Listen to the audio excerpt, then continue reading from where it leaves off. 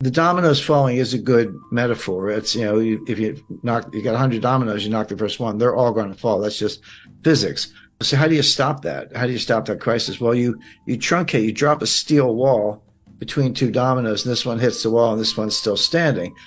But that's the bailout. The problem is each crisis tends to get bigger than the one before, which means each bailout gets bigger than the one before. My question, are we now at the point where the needed bailout is bigger than the capacity of the central banks, that they've pulled all the rabbits out of the hat, played all their cards.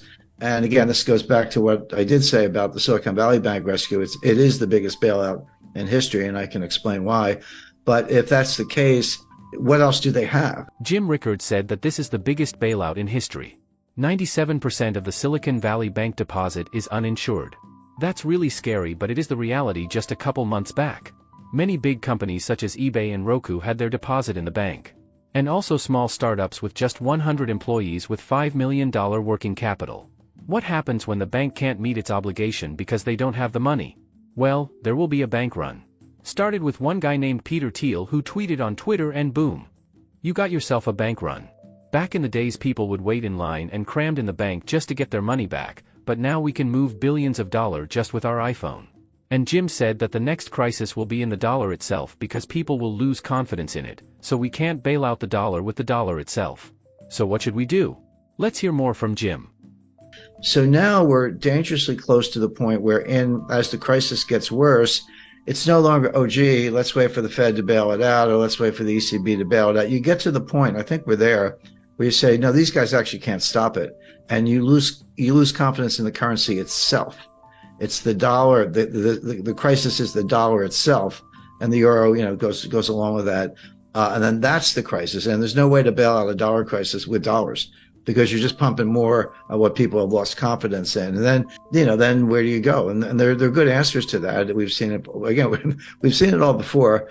This is big. It's not over. The regulators will attempt more bailouts, but we're at the point where I think you can start to question the regulators themselves. Let's go back to either Brazil, Mexico, Argentina, the Latin American debt crisis, broadly defined in the early 1980s. That played out, the intense phase lasted about 3 years, 82, 83, 84. It wasn't until 1990 that we got around to Brady bonds, which were the ultimate refinancing technique. But the intense period lasted about 3 years. Come forward to 1998, long-term capital management. That was about 3 months. That was July, August, September 1998. SVB was 3 days or less. It was like Wednesday, Thursday, Friday, and done. And I talked to a guy. I know no reason to mention names, but runs one of the largest endowments in the world. And he said, Jim, we moved. We were moving $8 billion out of Silicon Valley Bank, and we got the wire transfer request in, but we didn't know, because you get to close business Thursday. We didn't know until Sunday that the money was going to move. We got a confirmation on Monday. We didn't end up moving the money, but there was about a 48-hour period there from Friday to Sunday when no one knew that the wires had been completed. The recipients didn't have them. It was just in limbo, and it worked out. One of the big crypto promoters, they had $3 billion in Silicon Valley Bank. And they talked about, all these small entrepreneurs and startups, they got 100 employees and $5 million in working capital, and that money's gone and they're all going to fail. There was something to that. But the fact is, you had Roku, Cisco, eBay. I mean, there were huge companies with multi-billion-dollar deposits in that bank. It wasn't all a bunch of little guys. So, but yeah, you can, in the old days, you had to line up around the block, and maybe it was raining. You're standing there in the rain waiting for your turn to get up to the tower. Now you can be in line at McDonald's, with your cell phone, and just a couple hits, QR code, and boom, $10 million is gone. And what Peter Thiel did, and he was right. I mean, I'm not criticizing him. He got his own money out, but he sent out like an SOS to Silicon Valley. He said, all of you, whoever you are, get your money out now.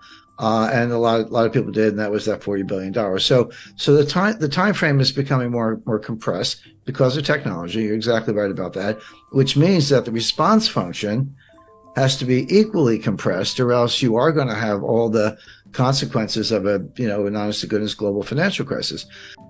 Imagine you're a small business with a working capital of over $250,000.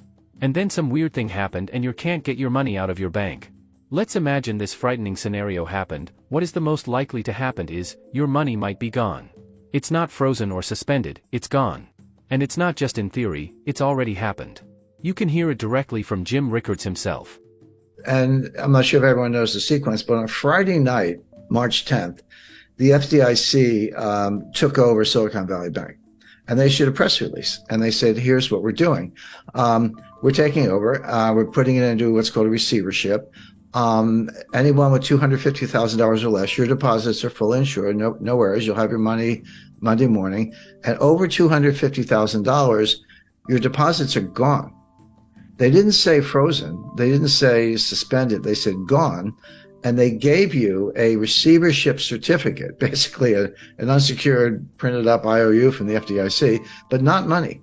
And it's a receivership certificate. And they said, hang on to them. In effect, we're going to sell assets. And as and when we realize proceeds from assets, we'll give you something. We'll give you distributions on these things.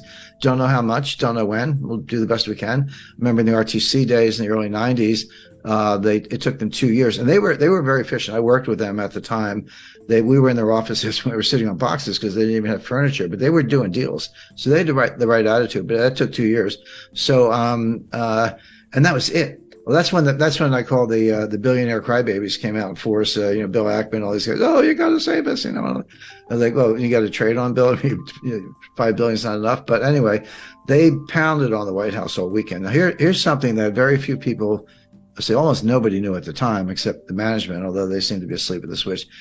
Everyone's like, startups, venture capital. There's a lot of truth to that. 97% of the deposits of Silicon Valley Bank were uninsured. And by the way, that's my new metric for assessing banks. You used to look at, working capital and debt equity ratios and, bad assets, governments. There are lots of ways to measure the health of a bank. But the most relevant way right now is, and this is publicly available, take the ratio of uninsured deposits to total deposits. 30% is comfortable. If you're like, 70% of my deposits are insured, which means they're not panicky. They're not necessarily going to run for the hills. 30%, okay, uninsured, but I have assets. I have that much cash or more. That's a comfortable ratio. When you get over 50, you're in the danger zone. Well, Silicon Valley Bank was 97% uninsured, which meant all the money was going to run, and it did. So that's a way, if you're looking at these big banks or any institution or your own savings institution, to look at it. We're not getting political here, but anything that go woke will go broke.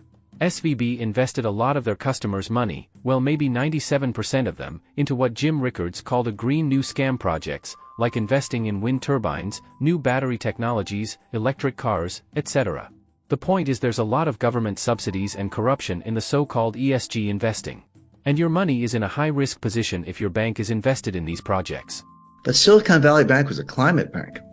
Were they investing in startups? Yes. Were they investing in technology? Yes. But these were climate. These were green new scam startups looking at, battery technology, chemistry, physics, to try to make a better battery. But not much improvement in the battery in 200 years, but they're working on it.